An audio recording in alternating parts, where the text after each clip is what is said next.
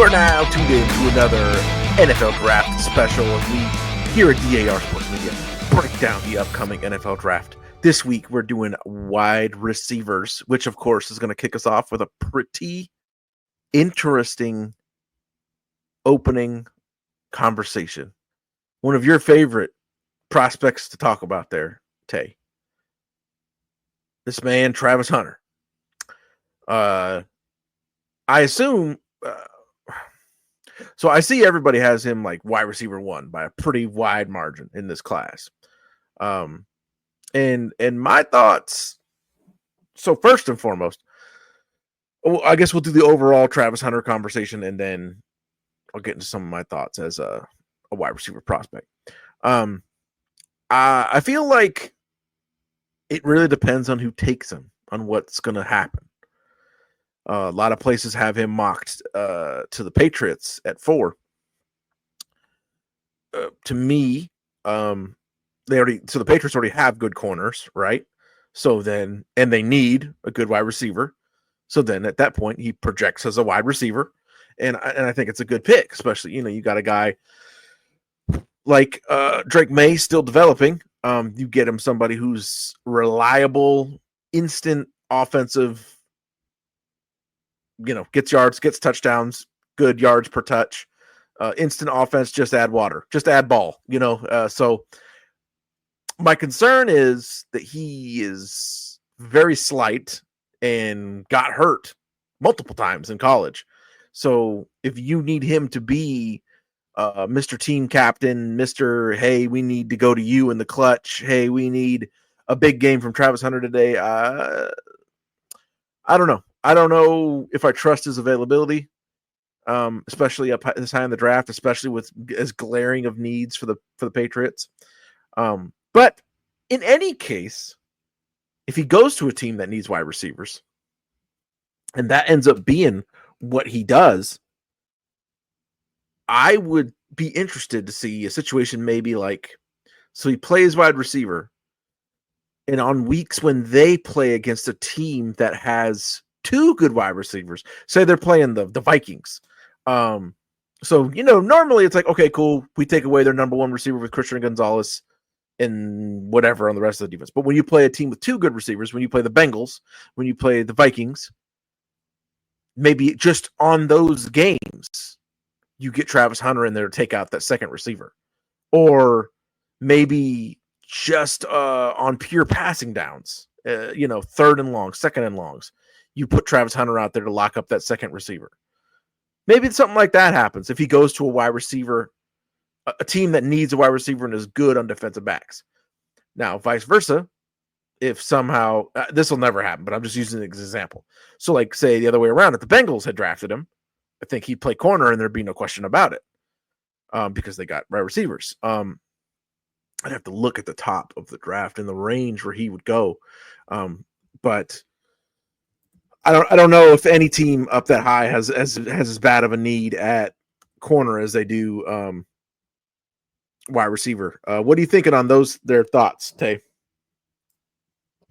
I like Travis Hunter as a prospect. I think he will be good at both, but we're talking about wide receiver. I think he can be a good wide receiver. Like I can see him getting 1,000 yards per season if he would actually play wide receiver. It's just tough. We really don't know. We really have no idea. Where do you think he should go? What do you think he should do? I like him at corner. Like, I think Travis Hunter is like, if he goes to a team that plays zone, Travis Hunter is like a top 5 corner. I think he's probably one of the best zone corners in the league. Like, I think that's the safer pick. That's what I would prefer if it was my team doing it. I would prefer them to take him as a corner and then, give him the occasional wide receiver gadget plays. Yeah, that's what I do. Yeah. But the thing with that is if you have him as your number 1 corner and then you're putting him in on offense on 5-6 plays a game and he fucking gets hurt, then you just lost a corner. So that's a tough situation. So looking at it, Tennessee, he'd probably play wide receiver. Cleveland, he'd play wide receiver. Giants. So the Giants being the Giants, they would do it the dumbest fucking way possible. So they probably put him at corner. I've been very consistent on this pod over the years in drafts, and we talk about off seasons and things. I will always advocate for give yourself an identity, give yourself something to hang your hat on. So if they take Travis Hunter, the Giants, and he's matched up out there with Malik Neighbors, then like, bam, you have your identity. You have one of the most badass wide receiver duos in the league, especially as far as like playmaking goes. So I would advocate for that, but the Giants are one of those teams that, would rather be a C+ at everything than an A+ at one thing. So they probably wouldn't. New England, we just discussed. I feel like that's the most obvious place where he would probably end up as a wide receiver. Jacksonville is interesting, and is very interesting to me in a guy we're going to discuss after Travis Hunter. And I'll get into those reasons later. Las Vegas, I think he would play receiver. The Jets. See, now this is the other way around when I talk about establish an identity, when I talk about give yourself something to hang your hat on. Shit, brother. If they take Travis Hunter and they got him at corner on the other side of Sauce Gardner, it's going to be some fucking trouble for passing games in that division. So that's probably where I put him there. But we're in agreement. I think we both see him as a safer, better, higher floor pick at corner. Mm-hmm. But would you still have him as the top wide receiver in this class? No. I don't have him as the number one receiver. No. Okay, so who do you got? I think T-Mac's the best receiver. Yep. All right. So here we go. Yeah. Let's get into this. And I was asking you off air before we got on here, and we'll do it now. Tedorodic McMillan. I feel like I am seeing a lot of these talking heads, a lot of these pundits, a lot of the draft process. Usually you see quarterbacks rising during that process. But for this, I am seeing it kind of feels like paralysis by analysis. Like this guy was a dead-on favorite to be the man in this draft class, and for some reason, I'm seeing him dropping. I'm seeing people like find excuses to not like him. I'm seeing, he went out to his pro day the other day, ran a 4.48, so he dispelled that notion. 4.48 at 6'5" and 210 pounds is insane.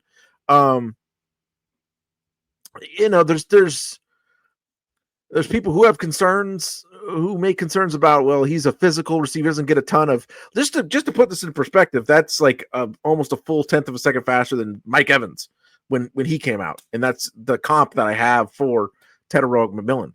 And on this podcast, we fucking love us some Mike Evans. I just don't. So I guess the knock is there's not a lot of separation in a lot of his play, but that didn't stop him from being one of the most productive wide receivers like ever.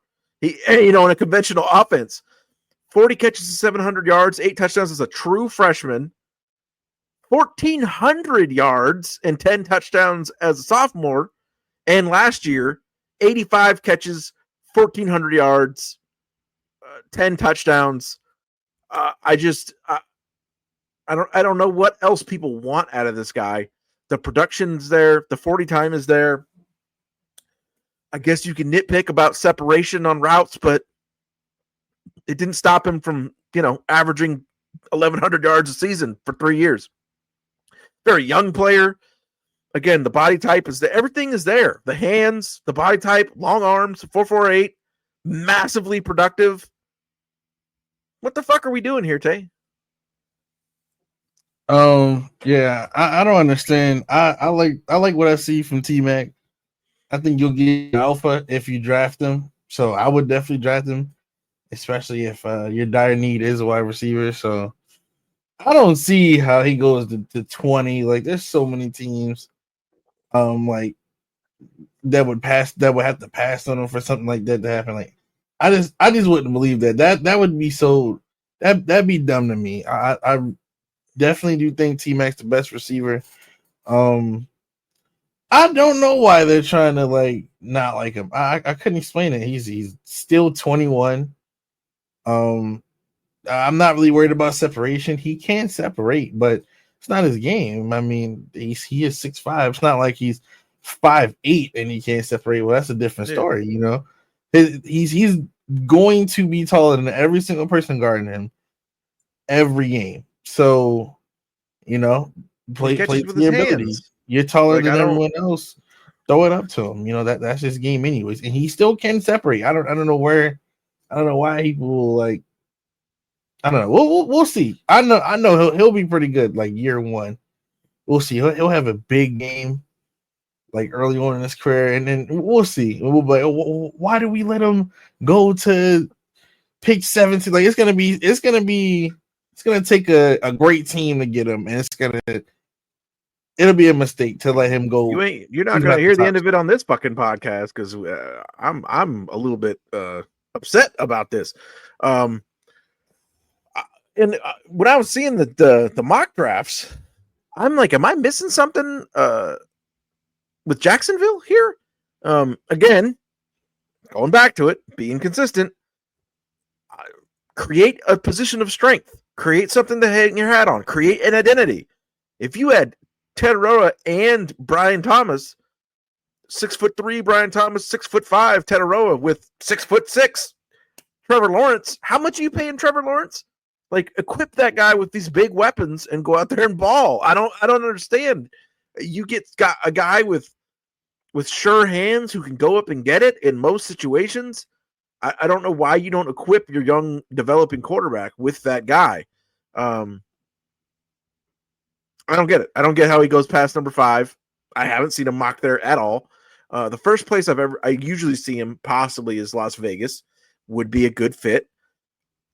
If I don't even for an instant understand how he goes past Carolina at 8. When you want to talk about developing young quarterbacks, Bryce Young really showed up at the end of the season last season, showed a lot of promise. They worked hard on that offensive line last year. Get this guy a number 1 receiver. Like they don't have one down there in Carolina. Get this guy this big time number 1 receiver and let's go. I don't understand. So we both like him. I think I know who your next guy up is, so I'm going to let you have the floor on that. You can go ahead. Talk about your mans. Do you? Your draft crush this whole time. Right, go ahead. Yep. Luther Burden. Oh, no. Okay, that's not who I thought. Okay. Luther Burden is interesting to me because it's kind of mysterious what the deal is.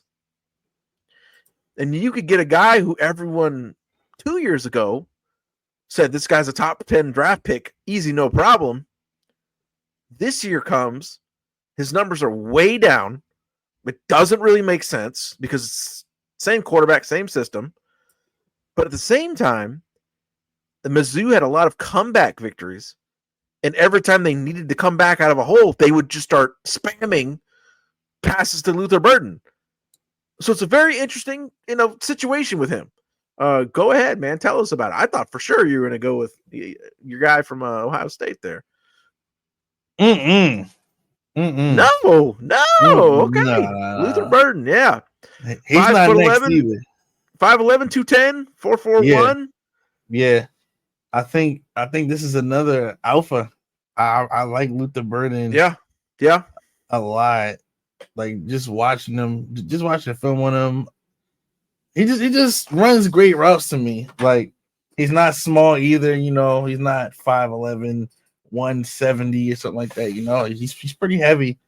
You can give him the ball like on sweeps and stuff like that, because of his size, if that's what you want to do. But yeah, he played a lot of slots, so I think he could be one of the best slots in the league. Like I do believe Luther Burden is the 3rd best receiver in this class. I would take him as early as 8 too. Like T-Mac goes before 8. I don't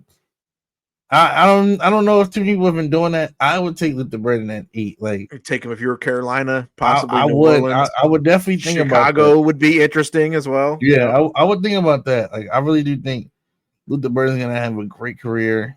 You know, just based off his skill set and size. Like I like that he does have weight on him. I like that he can run every route. He has snaps outside, inside. You can hand him the ball. So you just do really whatever you want with Luther Burden. So yeah, I got Luther Burden as my wide receiver 3 this year. Okay, well, I might surprise. I might. So at first you'll be surprised, but then you're going to think about it and you're like, "Nah, this makes sense." Man, I love me some Matt Golden. Woo wee! What are your thoughts? I love me some Matt Golden. Hey, a little bit less production in the regular season, but this dude was unstoppable in the playoffs and in the Big 12 champion or the SEC championship coming down the stretch. Matt Golden, 6 foot, 200 pounds, ran 4.28, 4.31, fastest 40 at the combine for wide receivers. Can do it all. True speed guy, 100-meter dash champion, can run every route, phenomenal route running. Could use to bulk up a little bit, but it's just smooth operator in every way. Take it to the house speed, explosive playmaker with the ball in his hands, nasty route runner who can break people off, getting cornerbacks to break hard. They're afraid of his speed. I mean, just I love this. Is just the type of receiver that I love, and the scenario is probably not going to work. I feel like he's going to be I feel like he's going to be a riser.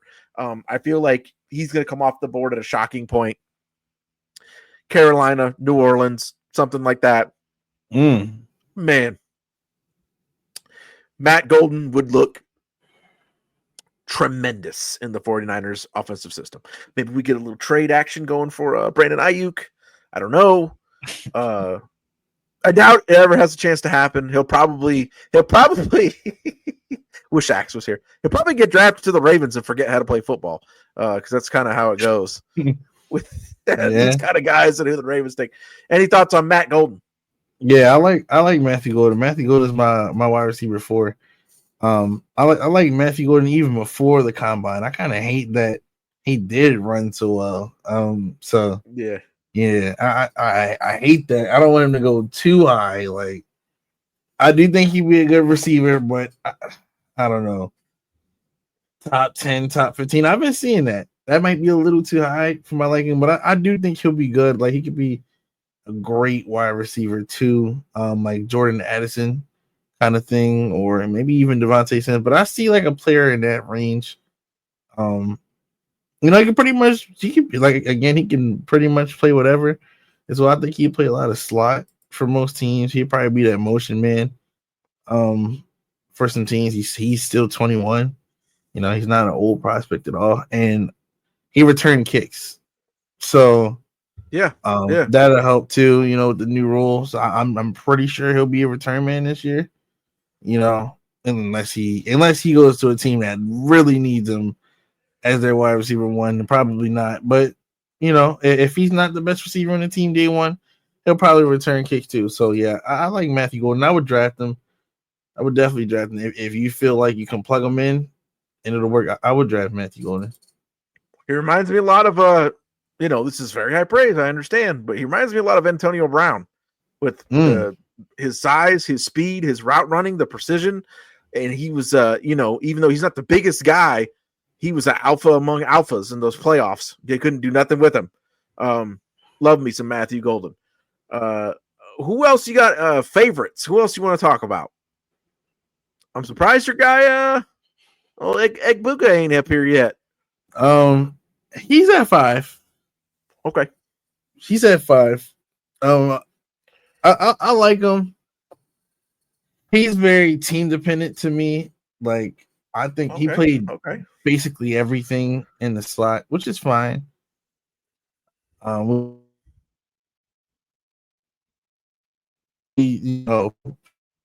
the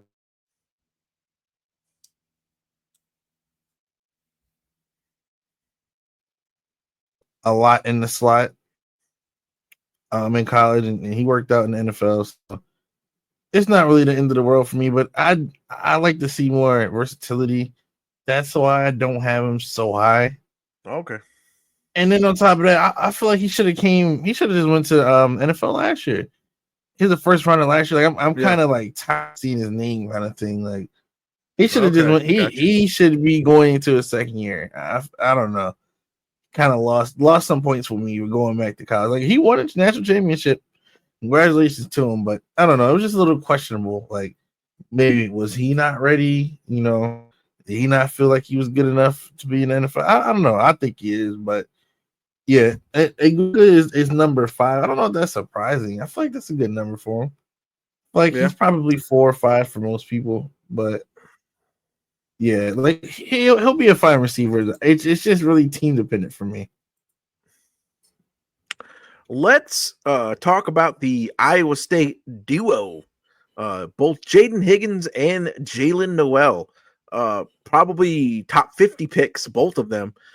Higgins is your big X, 6'4", 215, a little on the slower side on the 40.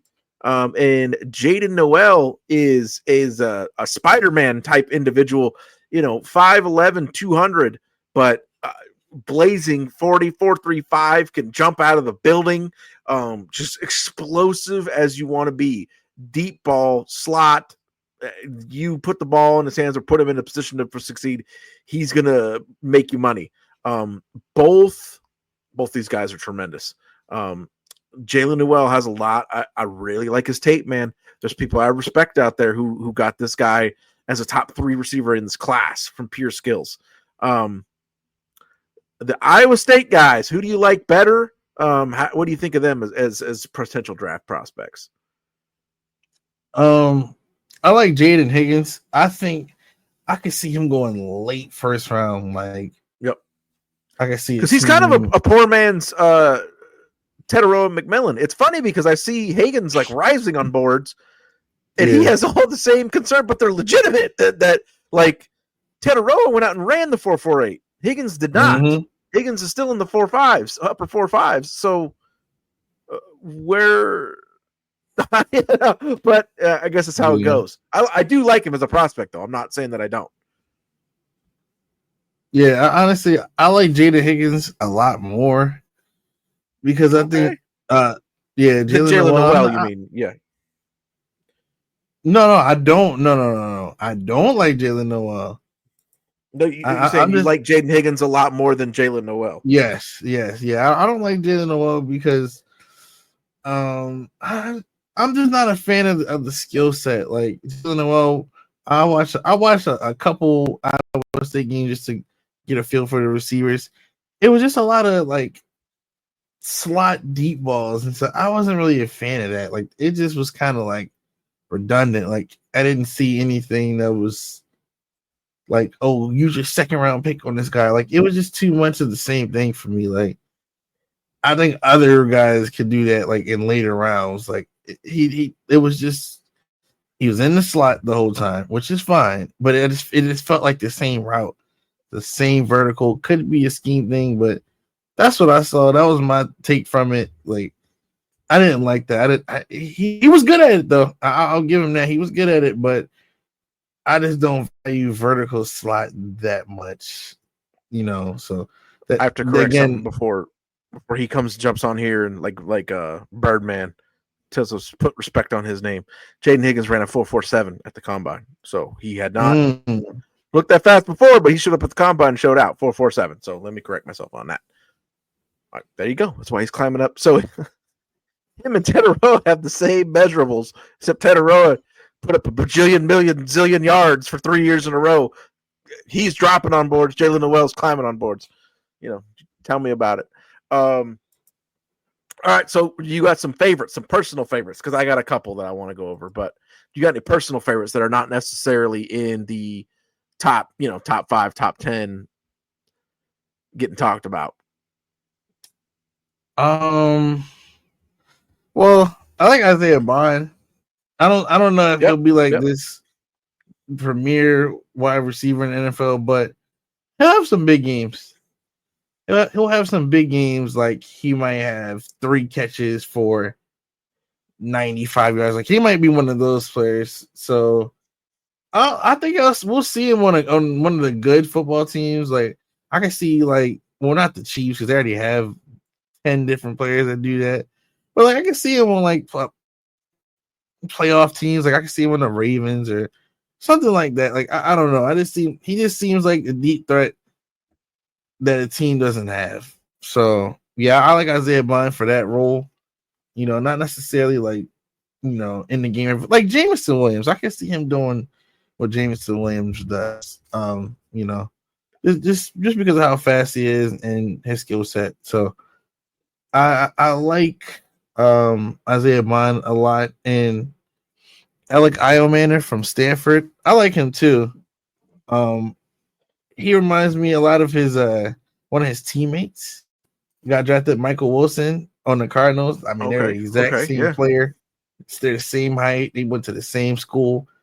They're the same player, you know, outside receiver. You know, just physical receiver, like usually one of the strongest guys out there. You know, if you have a smaller corner on him, they won't be able to guard him. Yeah, he's 6'2", 210. It doesn't sound heavy, but he uses it. That's definitely his strong suit. So I don't know if he goes first round, but definitely early second, like a team that's desperate. Like I can see the Jaguars getting him early second round. I could definitely see that. That'd be pretty cool. But yeah, those are probably my two favorites. My favorite, I'm glad you didn't take him. Telling you guys out there, just throw the tape on. You're going to understand. Savion Williams out of TCU. 6'4", 225 pounds, 4.47. And when you watch this guy play, he is like a giant-sized Deebo Samuel. And also the ultra alpha wherever he goes. In high school, he played every single position: running back, quarterback, wide receiver, return kicks. TCU, same thing. Give him the ball. We need a play. Give the ball to Savion Williams. He's going to do something crazy. I'm telling you to throw on his highlights. You got a guy who's 6'4", 6'5", 225 pounds, hitting people, hitting the spin button, hitting the B button on people, spinning on them, cutting it out. 600-pound squat, 380-pound bench. Takes it to the house, 75-yarder against Texas Tech.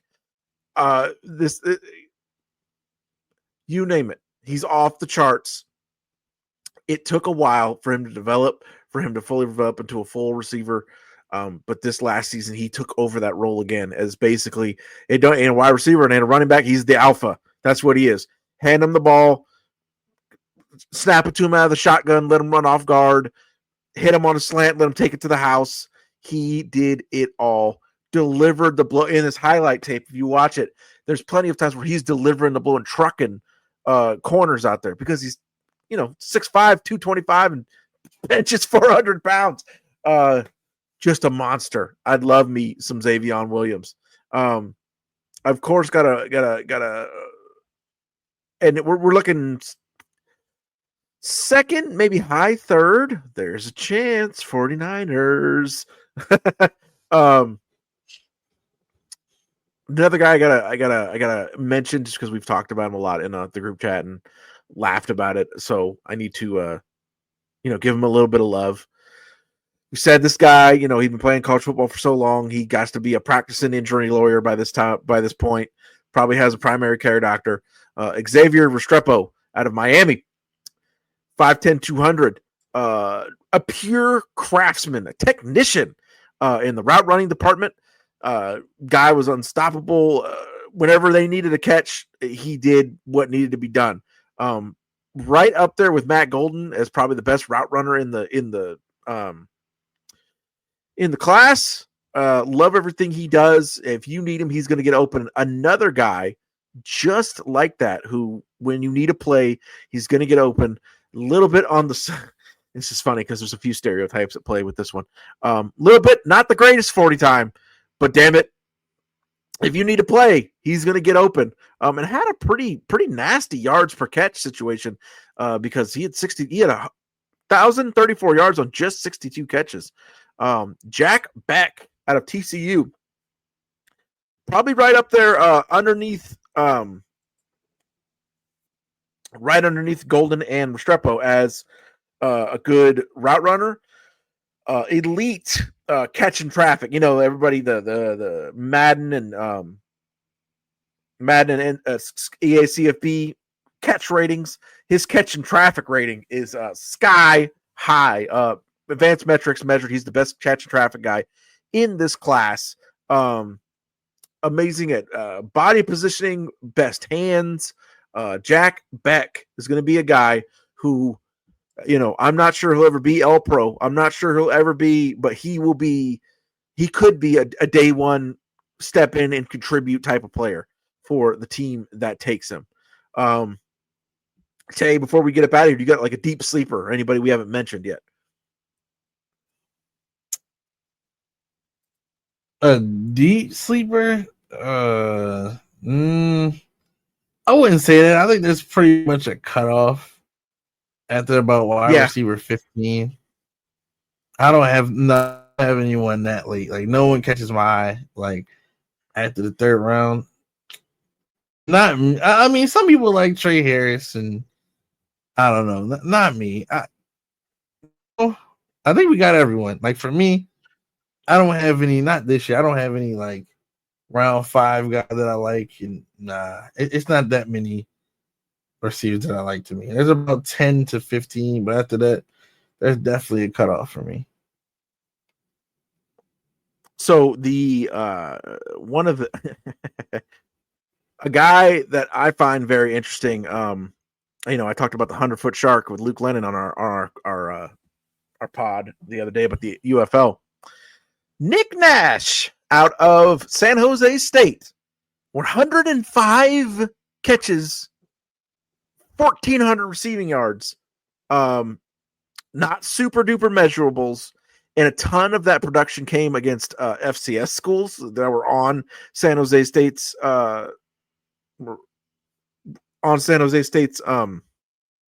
schedule.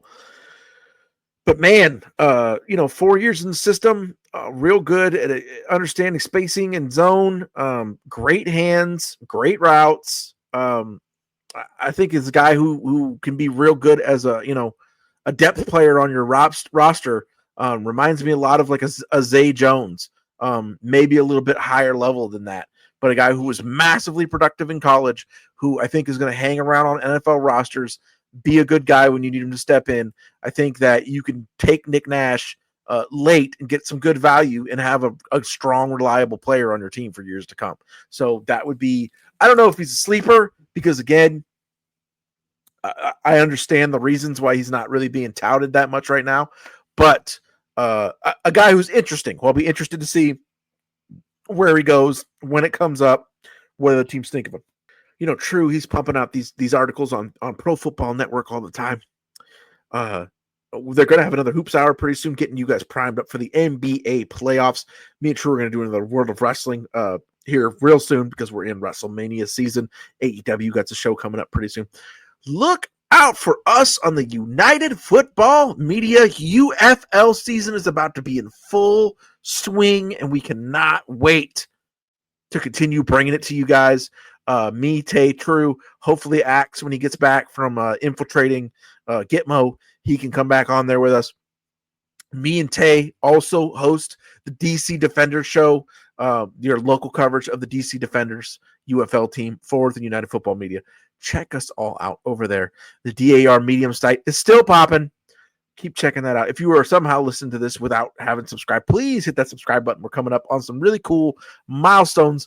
We appreciate everybody's patronage. We will be back soon with a legendary, loaded, historical, Tay's favorite word, generational tight end class coming up on the next one.